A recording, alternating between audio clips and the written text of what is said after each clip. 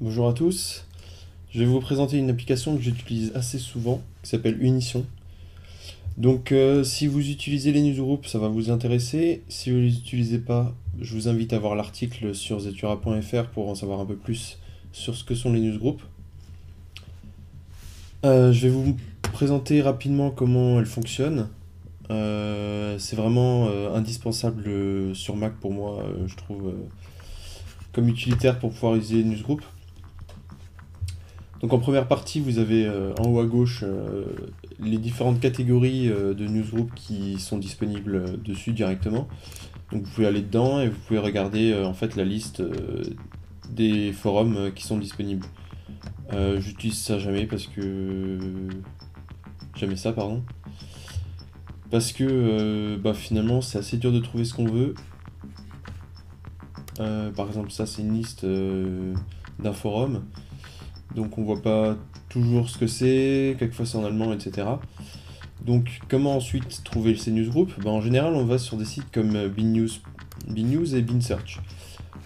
Ici dans la partie recherche, vous avez par défaut BeanSearch et YapSearch. Moi j'ai rajouté BeanNews directement, donc vous rajoutez simplement l'URL et vous avez le site qui est intégré dans l'application. Vous avez d'autres paramètres, hein, bien sûr, voilà, les messages, l'application par défaut, pardon, le dossier de destination, vos paramètres, etc. La société qui propose l'application propose également des serveurs Unisson pour télécharger directement les newsgroups à 9 $ par mois. Si vous êtes chez Free, c'est gratuit, mais vous avez une rétention seulement de 15 jours.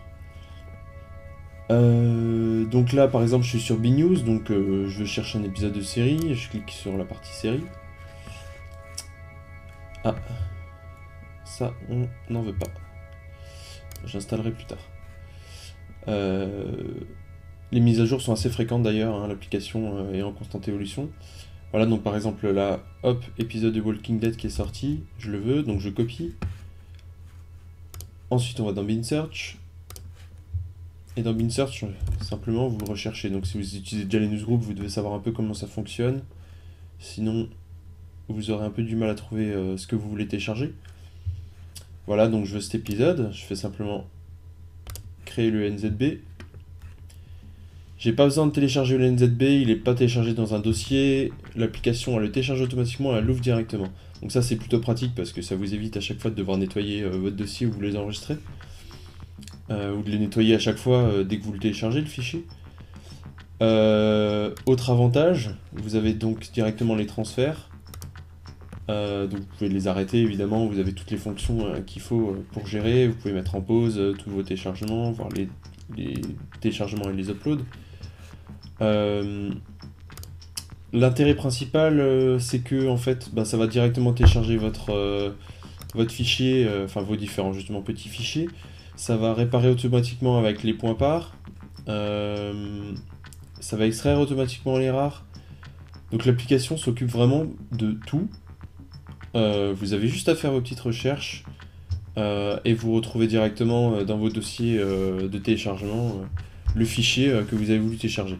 Alors effectivement, il y a de temps en temps, mais c'est assez rare, hein, des soucis d'extraction. Donc là, vous pouvez les faire à la main toujours si vous avez Unrarix ou autre.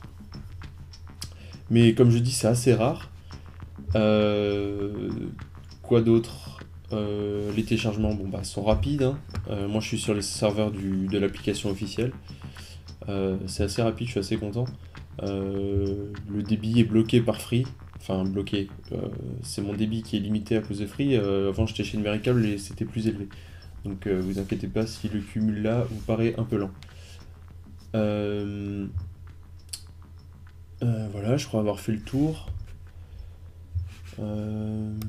Les téléchargements par contre sont mis dans des sous-dossiers, c'est-à-dire que si par exemple vous indiquez le dossier téléchargement et que vous téléchargez sur Alt Binaries série par exemple, il va vous créer un dossier Alt Binaries série dans votre dossier téléchargement. Donc ça c'est le petit point faible que je trouve à cette application, Mais franchement, elle est tellement pratique à côté qu'on peut pas se plaindre pour ça, quoi. Voilà, donc je vous propose de visiter le site du créateur. Vous trouverez le lien ci-dessous affiché dans la vidéo ou bien directement sur le blog zetura.fr. Ce sont aussi eux qui ont créé les applications comme Coda par exemple, si vous êtes développeur vous devez connaître. Donc ils sont assez réputés dans la création d'applications, ils ont l'habitude de créer des applications simples, claires, puissantes.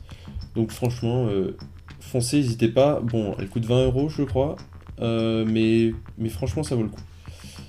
Voilà, donc bah à bientôt sur le blog. Salut!